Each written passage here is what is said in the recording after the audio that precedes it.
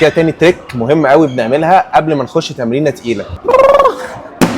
جالي اغرب سؤال ممكن عميل يساله للانسان كده وسيبها تقع، هتلاقيها بقت بالشكل ده. اوعى لو اتصبت تبطل تمرين. بص يا باشا، خلينا نتفق على حاجه، الموبايل هيتساب جنب موبايلي هنا، ماشي. خلص تمرين وامسكه تاني. حاضر، اتفقنا؟ قفل بس الكام ديل. لا لا في كام ديل مفتوحه بس. معلش يا باشا اتحط هنا. بقول لك انا حاسس تمرين لور عنيف. اللور باك أوي. لا مش من الاول، انا عايز اخد النهارده اعنف تمرين لور على مدار التاريخ. ماشي، ربنا يستر. التمرين ده المفروض يكون سيتد ليج كيرل، بس هو انا مفيش سيتد ليج كيرل، فهنلعب ايه؟ حصل لاينج ليج كيرل 75 كده. 75 اول مجموعه دي وركينج سيت. دي وركينج سيت. اه لا لا اي ممكن تلاقيها خفيفه. لا خفيف.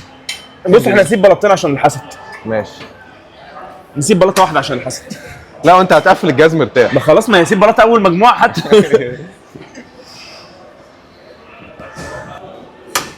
لا المجموعه الجايه فيها تقفيله مرتاح. الدولي. بسم الله، توكلنا على الله. ان شاء الله. جامد، الله اكبر. جامد. ايه الحلاوه دي؟ ممكن تعرف الناس احنا تمرينتنا ماشيه ازاي؟ اي حاجه؟ انا والله ما فاكرها، بس احنا والله عيب عليك، كنسل الفيديو يا عم. يلا يلا، احنا هنبدا اول حاجه بالليج كيرل. كم مجموعه؟ عشان نسخن 4 مجاميع عشان نسخن كده ايه الركبه وتبقى جاهزه للي جاي. ماشي تمام. بعد كده تاني تريك مهم قوي بنعملها قبل ما نخش تمرينه تقيله، ان احنا نشتغل على الادكتورز بتاعتنا. بعد ما نشتغل على الادكتورز والليج كيرل تخش يا باشا تودي في تمرينه ليج بريس. لا اتقل، في سمانه تحسن من الموبايل سمانة. تحت الانكل. صح صح، الراجل ده صح. خلصت كده نص التمرينه وجهزت كل مفاصلك ان انت تخش تودي في تمرينه ليج بريس، تدغدغ الليج بريس. جدع يلا جدع، بينا. هو ده اخويا يا عم. بسم الله. عايز كام عدى يا مصطفى؟ يا باشا هات اخرك. باذن الله 10 عدات. ودي 2 3 4 5 6 7 8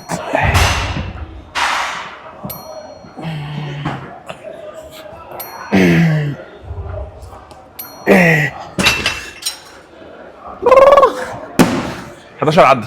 ودي. بتاخدي التمرين وبتاخدي المكملات وبتاخدي كل حاجه. الاخصائي دكتور علاج طبيعي. واحنا قلنا ايه طيب؟ حاجه. اخر باقه، بس اشرح اخر باقه. والله ما تمسك الموبايل تاني بعدها. مفيش موبايل تاني، مفيش عملاء تاني؟ في بس مسجين بس. لا لا لا لا، ركز في التمرين بقى عشان خاطر. انا حاليا جالي اغرب سؤال ممكن عميل يساله للانسان او للكابتن بتاعه. بيقول لي بقول لك يا كابتن، وانت بتحلق فين؟ انا الجهاز ده اي حد بيخش الجيم شهر شهرين بيقفله، انا لا. اضعف جهاز بلعب عليه انا تقريبا. اصلا الضمه تعباني قوي، الحته دي تعبانه عشان الفتح. فانا ايه طب انت ليك حجتك، انا ماليش حجه.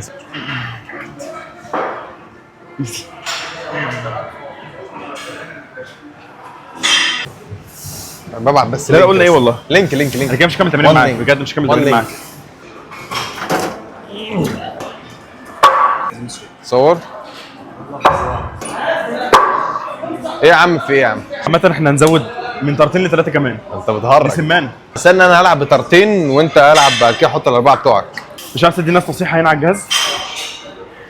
ماشي، اديهم نصيحه.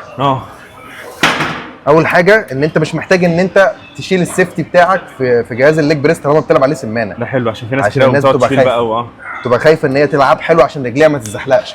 فانا يا عم فرضا في اسوأ الحالات رجليها اتزحلقت، الجهاز هينزل على السيفتي، فانا تمام التمام. ايه ده جامد الحوار ده. بوريك نفسك بس وانت بتتكلم. دي اول حاجه. تاني حاجه ان انت اعمل استرتش على قد ما تقدر، ما ده كده تهتمش كده. ان انت توصل بس رجلك تبقى نيوترال، لا اعمل استرتش على قد ما تقدر تحت خالص. ولو انت رجلك زي كابتن شادي، ايوه عندي هايبر اكستنشن هم عارفين. ما تفردش ركبتك على الاخر، خلي سن تانية ركبتك بسيطة كده. فيها سن التانية كده. ماشي. في حاجة، في اي معلومات تانية عايز تقولها؟ لا دول اللي في دماغي دلوقتي. مش لازم اكون بعتل في السمانه كده كده لازم احط اوزان في السمانه. ماشي كده كده. ده كده كده تنشن وخلاص. لازم تحط اوزان يعني عشان ماشي. في ناس برضو بتلعب سمانه خفيفه. ده الشغل ال 20 عدى عشان انت ماشي عليها طول اليوم. بالظبط. تفضل عليها. لا حط اوزان بس ما توصلش لمرحله ان انت مش عارف تفرد الانكل بتاعك. ايوه لازم تحط اوزان لدرجه الانكل ما انت تتحركش. بتوصل لي صوره غير مباشره عشان احط اوزان دلوقتي صح؟ ماشي انا هوريك الاداء. بس العب بقى. هبدا اربع طرات وان شاء الله هزود بعدها، بس نشوف الاداء ونشوف الجهاز ده بيقول ايه.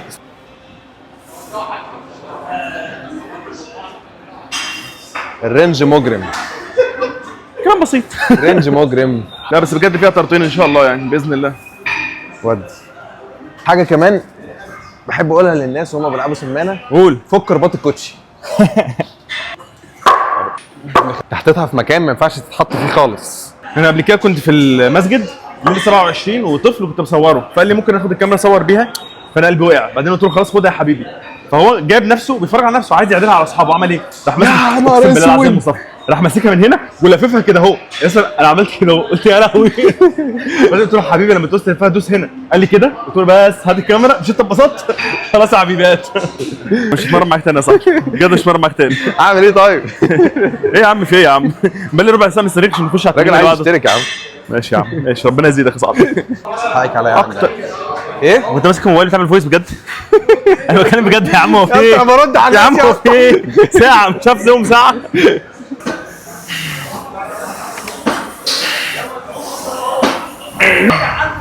انا ازود من اللي جاي. يا جدعان لو مش هتلعبوا الرينج ده ما تلعبوش ليج بريس. من الاخر. اخويا ودي لسه بدري قوي. جامد. عندي واجب انت عديت من دلوقتي. 1 2 3 يلا 3 كمان. يلا 3 كمان يلا. هبدأ اعد اهو. يلا يلا في 3 والله العظيم. هبدأ اعد 3 اهو يلا. يلا 3 بس جايين، في 3 جايين. سيبك من دي، هعد من اللي جاي. 1 1 بقى 2 بقى 2 2 كمان واحدة. لا لا رينج مش حلو، فيها واحدة كمان. تمام. نقدر نقول ان الوزن ده اختيار غلط جدا. تبقى سخن بجد حرفيا. سيبني اعمل لك واحدة كمان واحدة كمان. صعب حاجة ترجيع الاوزان. 10 مصطفى لسه في طرتين هنا صح. ليك محترم ورجع الاوزان ان شاء الله عليك. عشان الناس اللي شغاله في الجيم دي مش شغاله عندك. جدع والله. اخويا الاخلاق كلها باقي طرتين يلا. تعرف ان انا لما كنت شغال في الجيم كل يوم على اخر شيفت لازم ارجع اوزان الجيم كلها. اقسم بالله كل يوم كنت بعمل انا كده. بقى كنت العكس، اما انا كنت شغال في الجيم ما كنتش برجع اوزان خالص. ايوه عشان ما تفضل شغال فوق دماغ الناس. الاوزان يا كابتن الاوزان يا لا، كابتن. وكان لما يجي يتساب هو صاحب الجيم يجي يقول لي مثلا رجع الاوزان وكده، اقول له لا مش دعوه مش شغلانتي، هات حد يا يطلع. سلام. انا عادي كان بتخسر كده على مشيت. طول. راح شقه والله ربنا ما يقعدها ايام.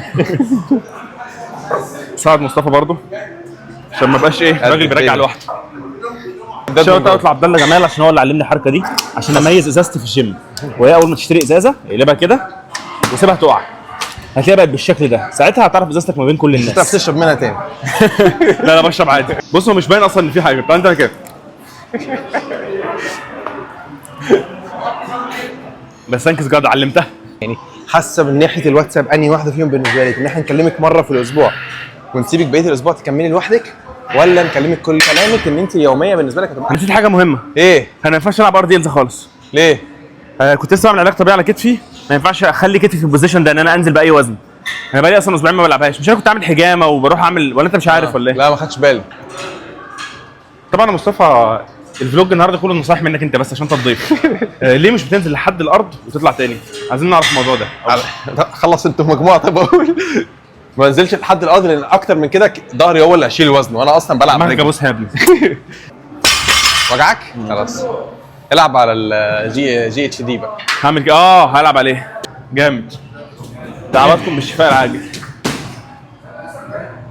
ودي ده صاحبي جامد كده. باقي ليج اكستنشن ونكون ضن في التمرين.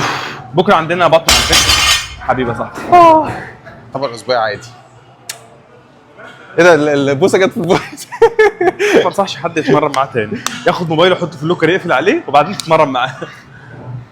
هيجي لي كلاينت مثلا اقول له حط مات وتلعب ليج اكستنشن يقول لي لا هتكسف. طالما ما بتعملش حاجه عيب اعمل يا باشا اللي مش عليك. مضايق حد خلاص يا باشا. بس اهي. يلا توكلنا على الله. حتى الرينج وانت بتلعب سنجل مش لطيف يعني. طبعا هو بيلعب سنجل عشان التقفيل الكارديو يعني 40 30 عده مثلا.